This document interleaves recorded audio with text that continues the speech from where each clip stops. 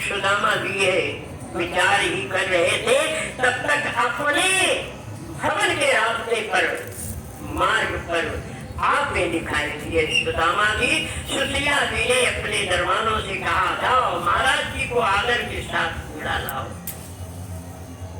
सुदामा को बुलाने के लिए जब सिपाही पहुंचे, महाराज महारानी जी याद कर रही है आपको, चलिए। सुदामा जी ने कहा, हमसे महारानी जी से क्या काम भाई, मुझे महारानी जी के पास नहीं जाना है। उसके बाद सोचा, सुदामा जी बड़े ज्ञानी थे, सोचा कि ठीक कह रहे थे, भाई महारानी जी ब्राह्मण जान करके मेरा स्वागत करना चाहती है। स्वदेशे पूज्यते राजा विद्वान सर्वत्र पूज्यते, ब्राह्मण हूँ, क्या करना चाहती है रानी, तो चलो यह का उपमान का है बांधी हो यार हम के। सुदामा जी पहुंच गए और जब सुदामा जी पहुंचे तो सुशीला जी ने बड़े प्रेम से आसन पर बैठाया, झपट करके पानी लाई, पैर खूब मल मल करके खूब दबा दबा करके धोया और दबा कर धोने के बाद पैर पोंछा, मकबरी वस्त्र से पैर पोंछा गया।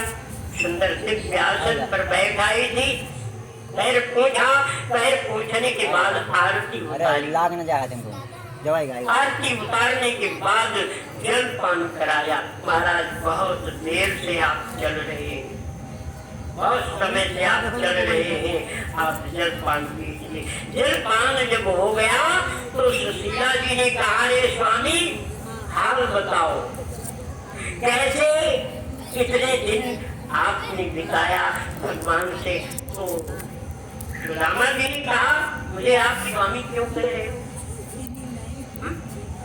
आप मुझे स्वामी क्यों कह रहे हो? अरे भाई आप एक रानी और मैं एक ब्राह्मण। तो सुशीला जी ने कहा, प्रभु मैं सुशीला हूँ, आपकी पत्नी हूँ, आप भूल गए लेकिन मैं नहीं भूली हूँ। सुदामा जी ने कहा, नहीं नहीं आप झूठ बोल रही हो, लेकिन एक बात मुझे लग रहा है, टूटी सी मड़ैया मेरी परी होतिया ही ढोरता में परी दुख काटे कहाँ मेरो धामरी, देवर जड़ाहू तुम साजे सब अंग अंग। कहा तुम्हारे अंग प्रत्यंग में देवर है, साड़ी दुपट्टा बड़े प्रेम से आप धारण किए हो, और वो हमारी वो पढ़ाई छूछी होती चामरी हो, बिल्कुल एकदम सिंपल शरीर में, उसके पास एक साड़ी और एक कारी कमरी थी। वो बेचारी पता नहीं कहाँ चली गई, नहीं वहाँ पढ़ाई थी, हारी अनुहारी पे निपटा सताई वह पाई कहाँ पामरी। मेरी पत्नी आपके ही मुखालफी थी, लेकिन पता नहीं कहाँ चली गई। सुशीला जी ने चरण पकड़ेंगे, कहा स्वामी मैं ही हूँ। कहा तू ये धन दौलत ये हमारी मड़ई कहाँ चली गई? अरे कहा जब एक रात आपने बिताया, उसी रात में द्वारिका नाथ ये सब वैभव दे दिया। प्रातःकाल उठकर मैंने देखा, सब सेवकों ने कहा महाराज ये सब आपका है, ये धन दौलत आपका है, आप आदेश कीजिए मैं वो काम करूं। सब ने लाकर हमारे बच्चों को हमें सुंदर वस्त्र पहनाए, सुंदर सुंदर भोजन करा रहे। मुझसे कोई मतलब नहीं है कहाँ से क्या आ रहा है, सब भगवत कृपा है। सुदामा जी ने कहा देवी मैंने तो श्राप दे दिया,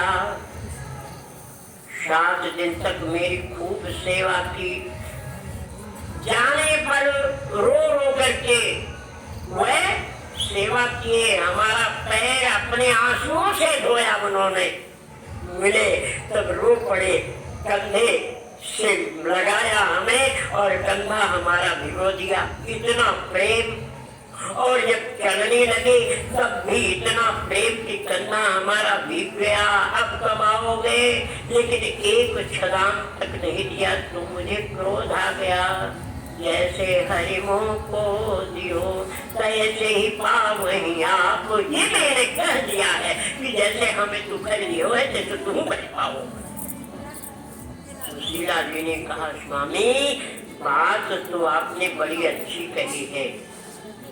अरे भगवान को आपने श्राप कहाँ दिया? आपने कहा जैसे हरि मुंह को दियो तैसे ही पावे। आप तो हरि ने तो आपको राजा बना दिया, आप महाराजा बन गए। अब आपके पास किसी प्रकार की कमी नहीं रह गई, तो वही भगवान के लिए हो गया। सुदामा जी ने कहा सुशीले बड़ी गलती हो गई, तनिक भर विचार न कर पाया और कह गया मुझे धन की आवश्यकता न थी। भगवान ने ऐसे अचानक इतना धन दे दिया, इसको भोग पाना बड़ा मुश्किल है। भगवान श्री कृष्ण को याद किया, प्रभु ये आपने मुझे माया के जाल में फंसा दिया है, मैं इससे कब उबरूंगा? भजन हो पाएगा? भगवान श्री कृष्ण आए, कहा भैया आपको मैंने माया का पति बनाया है, माया का स्वामी बनाया है, लेकिन माया का दास नहीं बनाया। आप माया के आगे आगे चलेंगे, माया आपके पीछे चलेगी। माया का दास बना देता, लक्ष्मी का दास बना देता तो आप फंस जाते, लेकिन आपको मैंने लक्ष्मी का स्वामी बनाया है। लक्ष्मी तुम्हारे पीछे चलेगी, तुम लक्ष्मी के पीछे नहीं चलोगे। तुम जैसा चाहो भगवान भजन करते रहो। फिर सुदामा जी भगवान भजन करके सखा भक्ति करके, नौधा भक्ति में एक भक्ति सखा भक्ति है। श्रवणम कीर्तनम विष्णु स्मरणम पाद सेवनम अर्चनम वंदनम दास्यम आत्म साक्षी वेदनम। एक भक्ति सखा भक्ति है। इस भक्ति को करके सुदामा जी को भक्ति मिल गई। भगवान श्री सखा भक्ति करके बल्लभाचार्य हमारे इस कलयुग में दक्षिण भारत के वल्लभाचार्य जी ने भी सखा भक्ति करके वो भी मुक्त हो गए।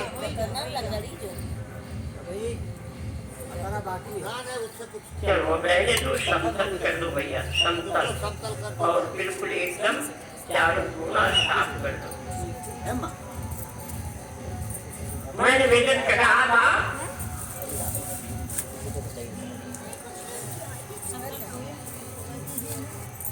बोल दो ना, पूछो तो बस आगे जब पढ़े जाएंगे तब संकल्प बुलाएंगे, नाम बताए जाएंगे। हाँ अच्छा नमस्ते। अरे तो आपके नाम से संकल्प अरे रखा है, सब संकल्प कराए दे हैं। वही पंडित जी का वो बढ़ावा चाहती अच्छा साल मैंने वेदन का कहा था वो है सुदामा जी को भगवान श्री कृष्ण ने इतना वैभव दे दिया, इतना धन दे दिया कि भगवान श्री कृष्ण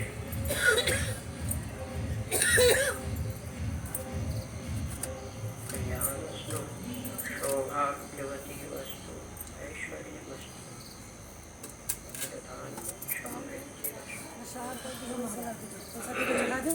और वहाँ रख देंगे चढ़ा से तो मैं कॉफी पेन है ना चावल वहाँ हो क्या ठीक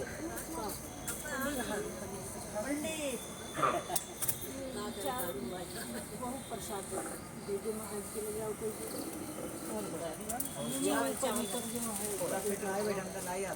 कोई जरूरी ऊपर का मुंह सही कर लो बस।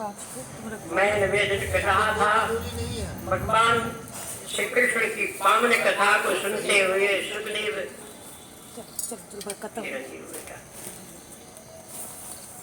सुखदेव जी ने राजा परीक्षित जी से पूछा, राजन हम नाप ले हैं, सही है। तो सही है, नीचे वाली जाते ना ये नीचे जाने का कोई जरूरी नहीं है भैया। कल आए जाओ नीचे जाने की कोई आवश्यकता नहीं। मैं निवेदन कर रहा था, सुखदेव जी ने कहा, राजन परीक्षित, क्या अब भी तुम्हारे मन में यह शंका है कि मेरी मृत्यु होगी, मैं मरूंगा? किंतु राजन भविष्यति पर बुद्धि इमाम जयी, क्या अब तुम ऐसी बुद्धि है? राजा परीक्षित जी ने कहा, प्रभु मैं कहाँ मरूंगा? राजा परीक्षित को ये बोध हो गया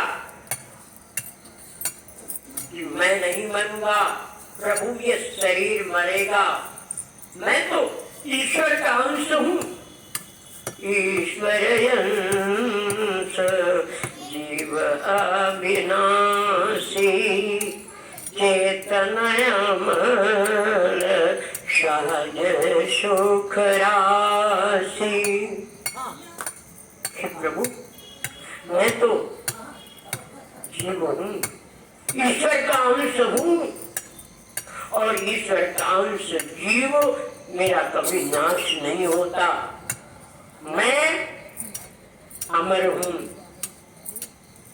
सुखदेव जी ने राजा परीक्षित जी से कहा, राजन,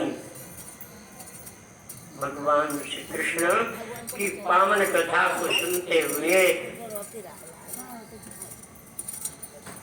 बड़े श्रद्धा के साथ सुखदेव जी से राजा परीक्षित जी ने कहा, मेरी मृत्यु नहीं होगी, सर्प इस शरीर को काटेगा।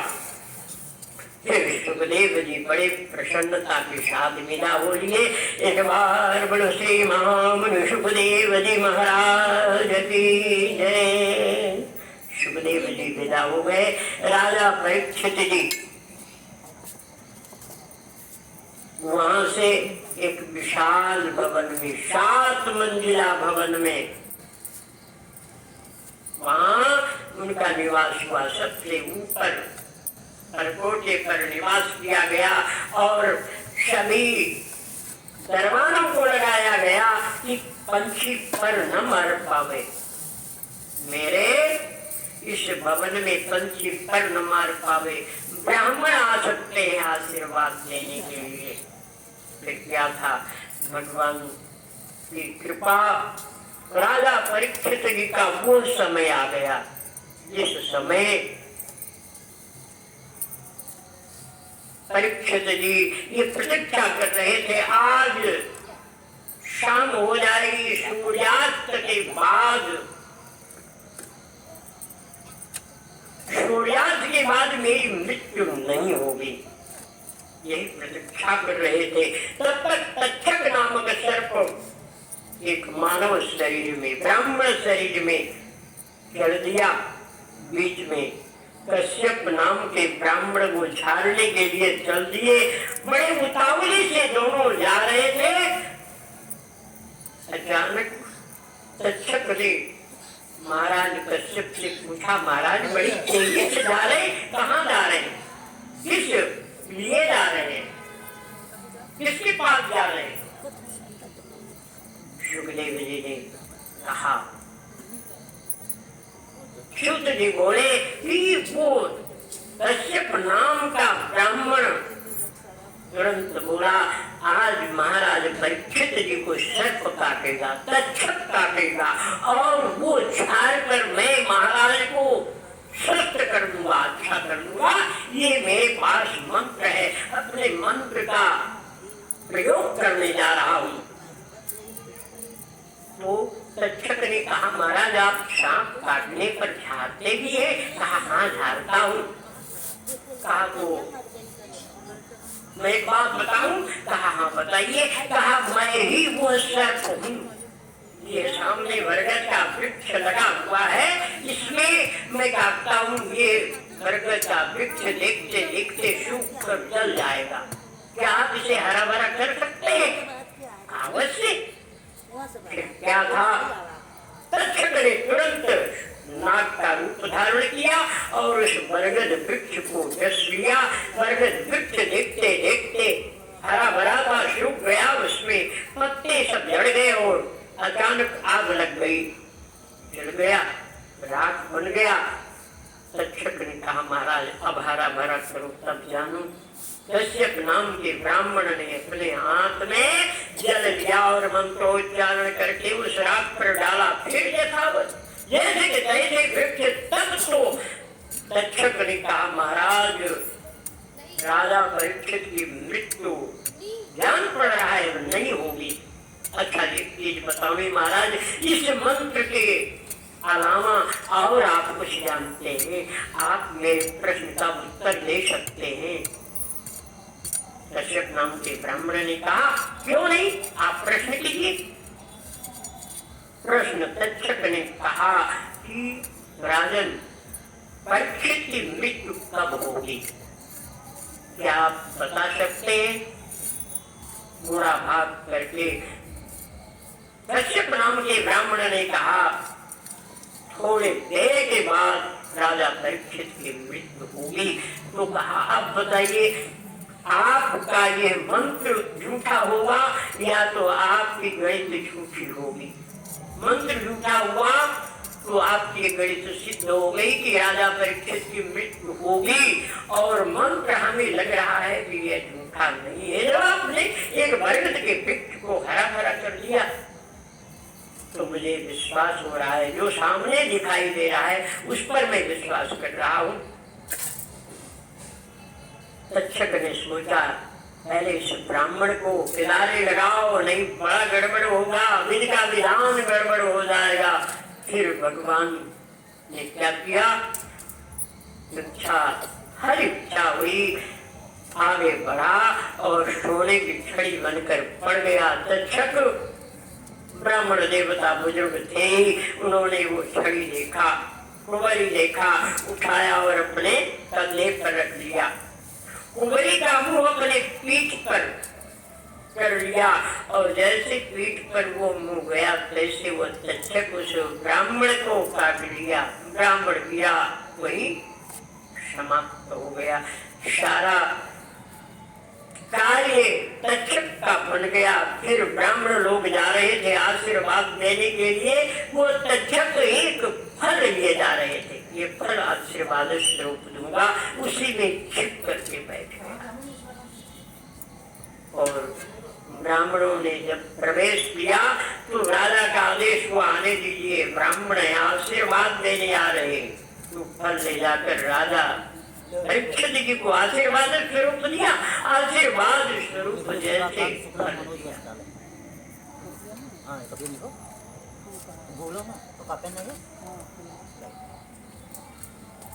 फल दे दिया। फल राजा परीक्षित जी ने थोड़ा उसमें देखा एक कीड़ा है। उधर सूर्यास्त होने ही वाला था। सूर्य ने लालिमा ले लिया था अस्त होने वाले थे। तो राजा परीक्षित जी ने कहा अब ब्राह्मण का श्राप भी सिद्ध कर ले अपने आप क्योंकि अब ये कीड़ा मेरा कुछ बिगाड़ नहीं सकता और मैं कीड़ा अपने गले में लगा लूं तो उस ब्राह्मण का श्राप भी पूर्ण हो जाएगा और मैं जीवित भी रहूंगा मुझे कुछ नहीं होगा। ऐसा मन में सोचा जैसे गले में लगाया ऐसे तो वो विषधर सर्प का रूप धारण कर लिया। तक्षक ने काट लिया। तक्षक के काटते ही राजा परीक्षित का शरीर काला पड़ गया प्राणहीन हो गए। एक बार श्री विष्णु भगवान की जय। राजा परीक्षित जी जब प्राणहीन हुए तो राजा परीक्षित पुत्र जन्मेजय जी पिता की मृत्यु का समाचार सुनकर उनको बड़ा दुख हुआ। उन्होंने सर्पेष्ट यज्ञ किया। सर्पेष्ट यज्ञ में ऋषि मुनियों ने जितने भी सर्प विषधर थे सबको गिराने के लिए हमने कुंड में आने के लिए आह्वान किया। आ करके गिरने लगे। जब वो सारे सर्प गिर गए वो तक्षक नहीं आया तो जन्मेजय जी ने कहा बृहस्पति जी से महाराज वो तक्षक नहीं आया।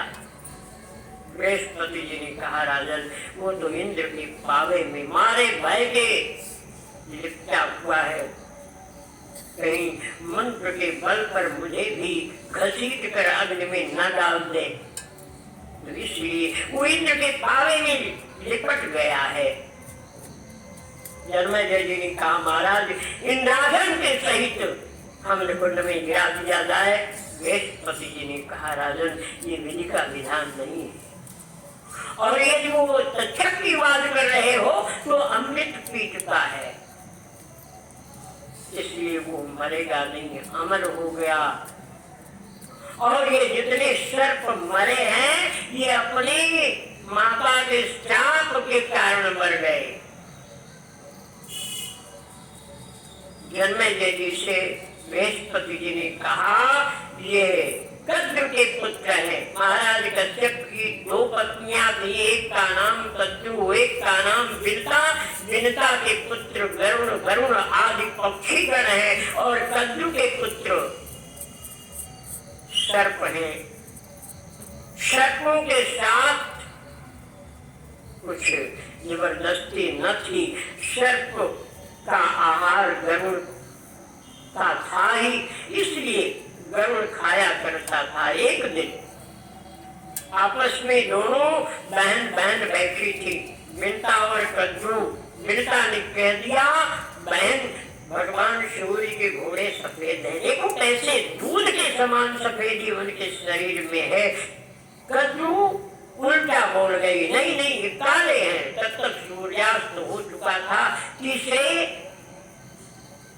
को माध्यम नहीं बनाया, गवाही नहीं बनाया, रात होने लगी। बिनता को स्वतंत्र थी कि मैंने जो कहा है, और शब्द लगाया क्या, यदि सुबह होते ही भगवान सूर्य के घोड़े काले हुए तो बिनता को कद्रू के आंचों का बर्तन करना पड़ेगा, और यदि सफेद हुए तो कद्रू को बिनता के आंचों का बर्तन करना पड़ेगा। ये बात हो गई, और कद्रू स्वतंत्र न थी, बिनता स्वतंत्र थी। मेरा बात सत्य है, मैंने जो कहा है वो सत्य है। भगवान सूर्य के घोड़े सफेद है, लेकिन कद्रू को चिंता हुई सायंकाल के समय जब बच्चे आए, सर्प लोग आए अपने माता के पास, तो माता कद्रू दुखी थी। माता कद्रू दुखी मन से बैठी हुई थी। सर्पों ने कहा, माँ क्या बात हुई, आज आप दुखी मन से लग रही है, आपका मन दुखी है, आपको बेचैन सी लग रही है, क्या हुआ? कद्रू ने कहा, तुम लोग पैदा तो हुए हो, लेकिन माता की सेवा नहीं कर सकते हो। तुम्हें माता की सेवा करनी चाहिए, लेकिन मैं चाहे जैसे दुख से दुखी रहूं, तुम लोग पूछते तक नहीं हो माता क्या बात है, आज तुमने पूछा है, तो क्या मेरी इच्छा की बात कर सकते हो? हाँ हाँ माँ बताइए, क्या है, जितना परिश्रम का काम होगा सब कर लूंगा। कहा, तो जितने भी काले हो सब जाकर भगवान सूर्य के घोड़ों के अंग प्रत्यंग में लिपट जाओ, सुबह उठते ही वो काले दिखाई पड़े तो हमारी विजय हो जाएगी। सर्पों ने वही किया, बिनता को धोखा दिया, और जब बिनता को धोखा दिया, बिनता जान पाई है सर्पों का करामात है, तो बिनता ने श्राप दे दिया, जाओ तुम जलकर भस्म हो जाओ। वही आज जन्मेजय जी के सर्पेष्ट यज्ञ में जितने भी बृहस्पति जी ने कहा, वही सर्प आकर के इस हवन कुंड में गिरे हैं जो श्रापित थे।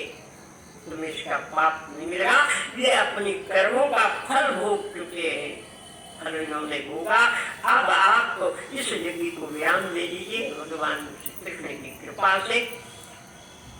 यज्ञ पूर्ण किया, और महाराज जन्मेजय जी अपने पिता के अभ्युदय के लिए अनेकों कर्म किए, अनेकों धर्म का कार्य किया। सुखदेव जी राजा परीक्षित जी को श्रीमद् भागवत की कथा, साप्ताहिक कथा सुनाते हुए कहा, भागवत 4 अक्षरों का है, भकारो भगवत भक्ति, गकारो ज्ञानदायक, बकारो ब्रह्म रूपस्य, तकारो तत्पदर्शना। 4 अक्षर का है भागवत, भासे भगवत भक्ति, गा से ज्ञान देने वाली, बा से ब्रह्म स्वरूप हम सभी प्रणाम करते हैं, पूजा करते हैं, अर्चना करते हैं। और तकारो तत्व दर्शना, ता से ये तत्वदर्शी है, तत्व का दर्शन कराता है। तो भगवत कथा, राम कथा सुंदर करतारी, संशय विहंग उड़ाव निहारी। राजा परीक्षित जी के संशय दूर हो गए और संशय दूर होने से उनको लगा कि मुझे मेरी मृत्यु नहीं होगी, मैं अगर अमर हूं। इस शरीर की मृत्यु होगी और शरीर तो नाशवान ही है, शरीर का नाश होता है, शरीर मृत्यु लोक में आया है, इसलिए शरीर का नाश होगा। ऐसे था सूत जी ने कहा और सूत जी की भी विदाई हो गई। ये श्रीमद् भागवत की कथा पूर्ण किया। एक बार बोलो श्रीमद् भागवत महापुराण की जय। आइए दोबारा बोलो नाम कीर्तन। गोविंद हरे गोपाल हरे, जय जय प्रभु दीन दयाल हरे। गोविंद हरे गोपाल हरे, जय जय प्रभु दीन दयाल हरे। जय जय प्रभु दीन दयाल हरे, जय जय प्रभु दीन दयाल हरे। गोविंद हरे गोपाल हरे, गोविंद हरे गोपाल हरे। जय जय प्रभु दीन दयाल हरे, जय जय प्रभु दयाल हरे। जय राधा माधव श्याम हरे, जय राधा माधव श्याम हरे। जय नंद नंदन घन श्याम हरे, जय नंद नंदन घन श्याम हरे। गोविंद हरे गोपाल हरे, गोविंद हरे गोपाल हरे। जय जय प्रभु दीन दयाल हरे, जय जय प्रभु दीन दयाल हरे। एक बार बोलो सच्चिदानंद भगवान की जय। चारों धाम की जय। अयोध्यापुरी की जय। गंगा मैया की जय। यमुना मैया की जय। सरजू मैया की जय। ग्राम देवी देवता की जय। श्री विष्णु भगवान की जय। हनुमंत लाल जी महाराज की जय। सनातन धर्म की जय। श्रीमद् भागवत महापुराण की जय। अपने अपने गुरु माता पिता की जय। जय जय श्री सीताराम, हर हर महादेव। सर्वे भवन्तु सुखिनः, सर्वे सन्तु निरामयाः, सर्वे भद्राणि पश्यन्तु, मा कश्चित् दुःखभाग् भवेत्। ओम शांति, ओम शांति, ओम शांति। तो महाराज आरती हो जाए तो खिलाओ, शिवलिंग मिलाई करो, मिठाई थोड़ा मंगा ले, थोड़ा सा वही जो दही आया है उसमें से थोड़ा सा दही।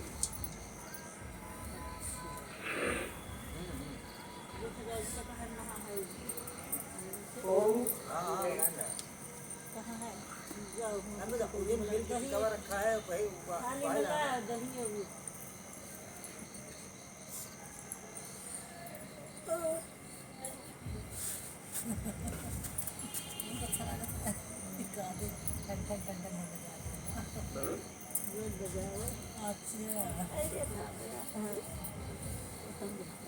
ठीक है तुम बताओ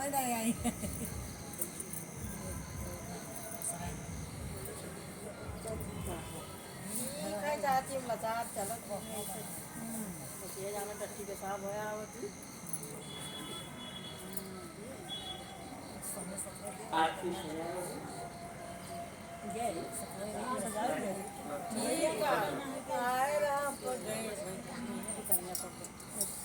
गए वो लड़को हम हाथ रहा रात को आए नहीं डाली नहीं 4-5 साल पहले जहाँ जाना ससुराल कहा लगे चलो दूध को लटन देर हो जाए लेकिन नहीं मानिस का लेके आए तो अरे वो देखिए बता दे अरे गाना अरे वो शादी का दही वैसा संकल्प सबको बड़ी खूबसूरत।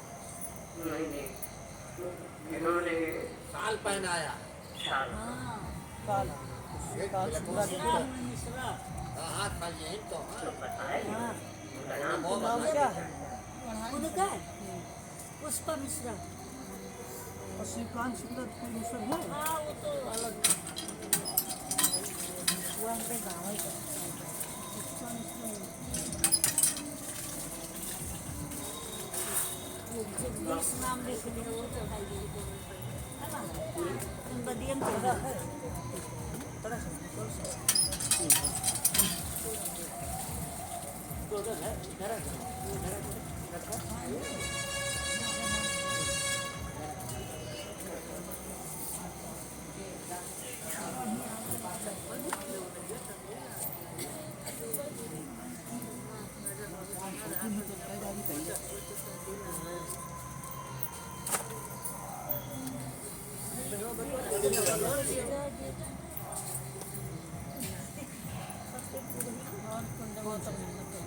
अच्छा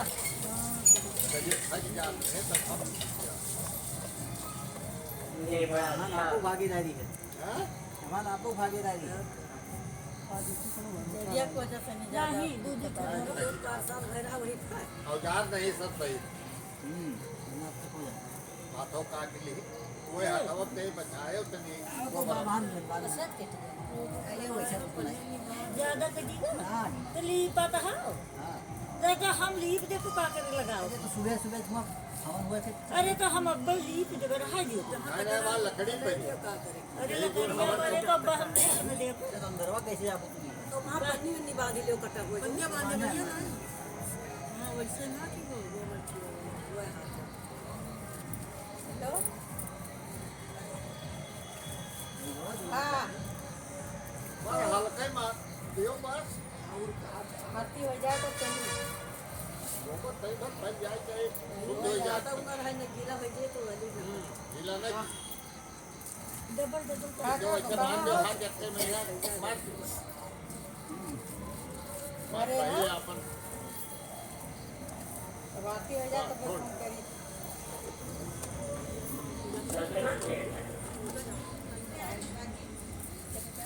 बात जा ना बहुत हाँ अच्छा चारी और बात दो बा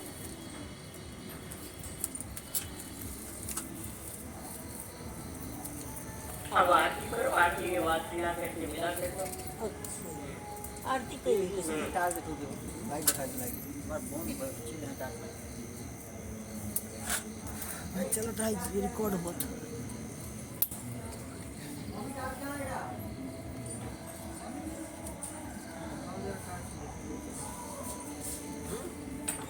कांच यहाँ देखिए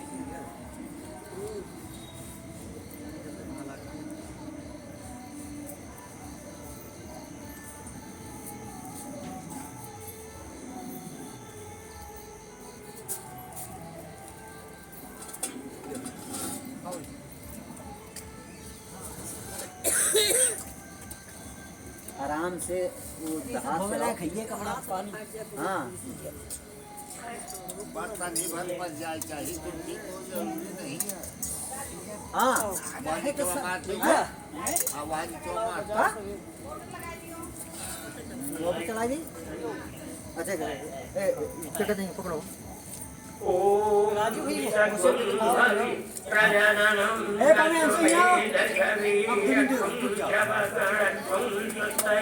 ए पानी आओ आत्मसनि प्रजासनि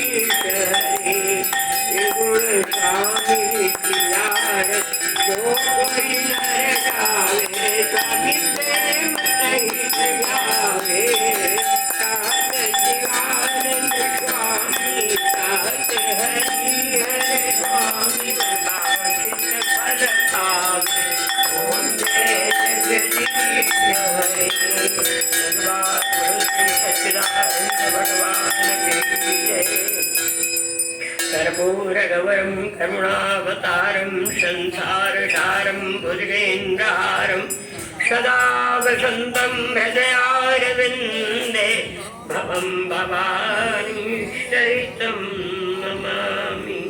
पूर्णमदः पूर्णमिदं पूर्णात् पूर्णमुदच्यते पूर्णस्य पूर्णमादाय पूर्णमेवावशिष्यते।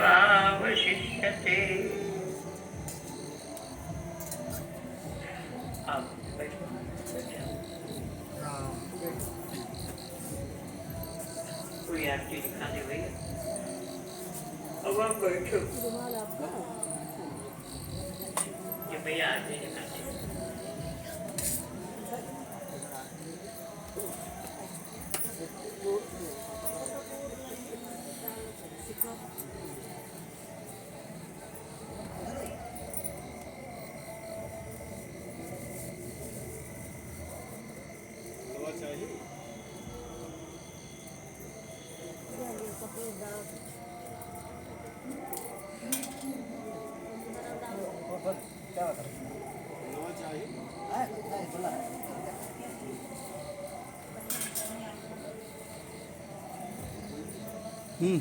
बस ज्यादा एक टुकड़ा सिक्का अल्लाह हो दियो आप बैठो यार रुपया नहीं रही जाती खिलाओ। घर का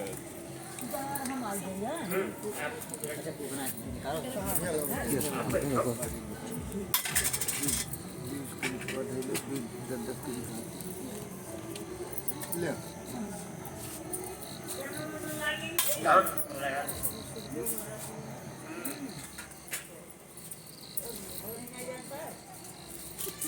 ये पर किनारे क्या ले भाई संभलियो मछली हो। हाँ ले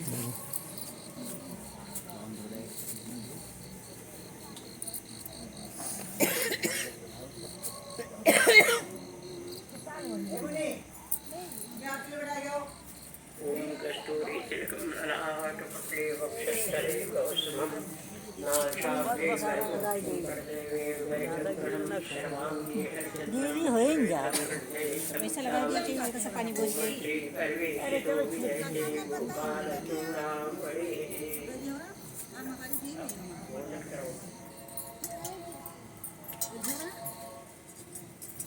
ना बोलने करो।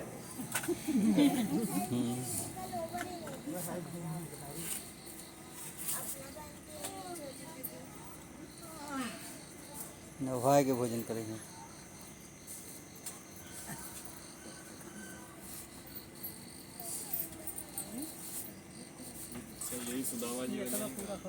सुदामा यही हूँ। सुदामा ने सुदेव महाराज जी सुखदेव महाराज। सुदामा क्यों नहीं बना? सुदामा कोई नहीं बने। अच्छा महाराज जी सुदामा के पोटली तो चाहिए नहीं चाहती हो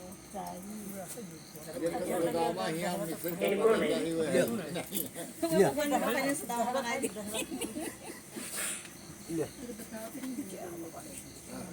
मजा आओ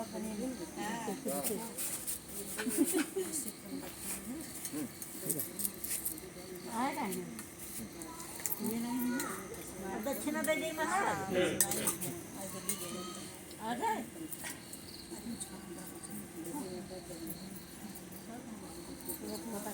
दी चलो तो दी ना हम क्या कर रहा देखो ये क्या मतलब ना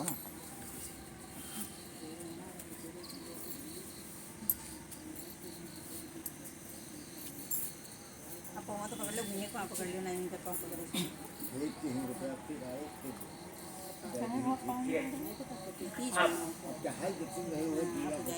चलो पूजा चढ़ाने वाला तो सामू पढ़ा दे का ये पैसा पंडित पहले वाली तो चलो पूजा। हाँ तो अपन पूजा लेके आओ। अपन पैसा अपने पास